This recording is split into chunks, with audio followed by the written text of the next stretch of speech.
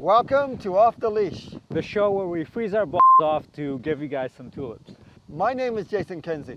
And I'm Izik Nox. This is a show about everything animal news related from around the world. And we're here in Chilliwack at the Tulip Festival, freezing our ass off for you guys. Jesus Lord.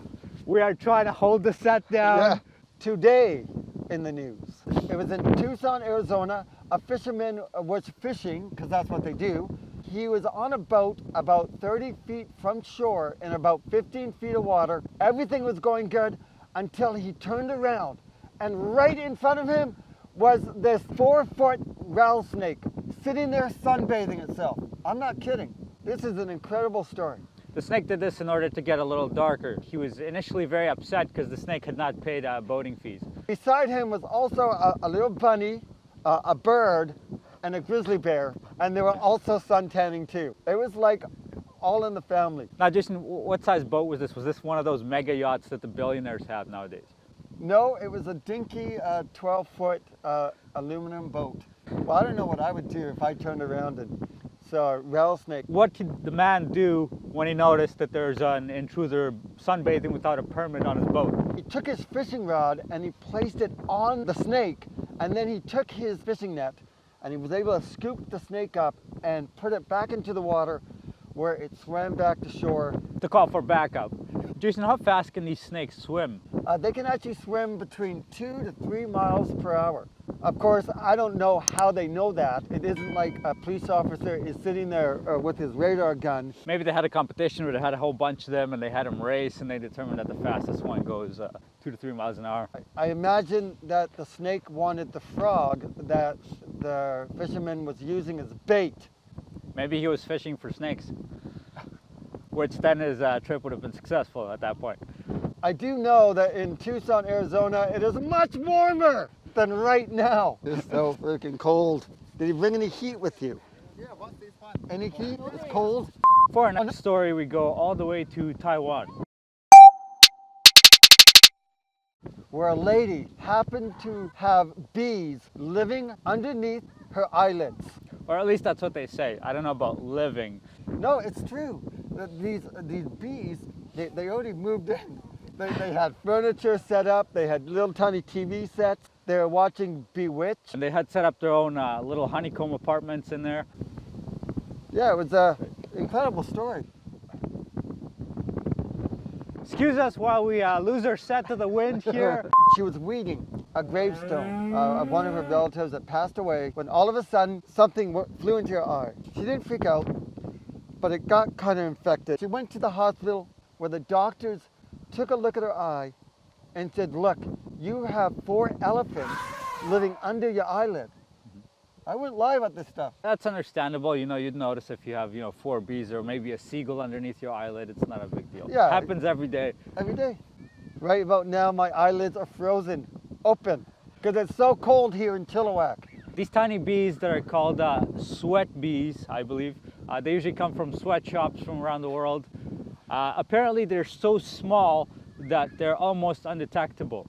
Nanotechnology, that's where it comes from. These tiny little sweat bees make it in tiny little sweatshops. Yeah, this is incredible though, because lucky she did not scratch her eye, because if she did, the bees would have released venom into her eye and she could potentially go blind. The reason why she didn't scratch her eye was because she had contacts in her eyes and she didn't want to break them. They probably come from a country where, people shoplift stuff under their eyelids. It happens. It happens. It is. Bees? Maybe she was trying to smuggle bees. Be the next thing people ask at the airports, like, are you smuggling any unlicensed goods under your eyelids? Sir, do you have anything to declare? No. No, I just have a whole... What's that buzzing sound? Oh, no, nothing at all. Can you take your sunglasses off? Next story, we go all the way to Australia, where a dog saves a little child from one of the most venomous snakes on the planet. What's actually interesting about this story is that the dog is a giant Doberman Pinscher and the little child is 17 months old. The mother had just adopted the dog. They've only had the dog for probably about, a couple months, when all of a sudden She steps outside into her backyard and sees that the Doberman Pinscher has picked up the baby by the diaper and flung her across the yard. And she thinks the dog is attacking the little girl. Of course. The dog runs over to the little girl, grabs her by the diaper, and flings her again across the yard. And this goes on for about 3 seconds. And the mom is running over and screaming and stop, you're hurting my baby, what's going on? And then she sees why the dog was doing this. She saw these 4 little tiny bees that were circling her daughter.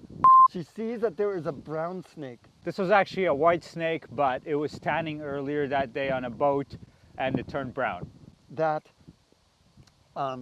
was trying to get at her daughter. What are you laughing at? Check, please. The dog was already bit by the brown snake. Pretty brave. Obviously, it knew the dangers of the snake approaching the child, and it decided that the safest thing to do would be to remove the child from the scene by tossing it like a football. The dog was quickly rushed to the vet's where it was given anti-venom and it survived. And it was also drafted for the NFL for its throwing skills. Thank you so much for joining us here in Chilliwack at the Tulip Festival. This has been another exciting episode, and we're so happy to make you guys smile and laugh at our silliness. At the expense of our bodily temperature. Which is 0 because it's so fucking cold here. I don't know how many times I've said that. I love doing this.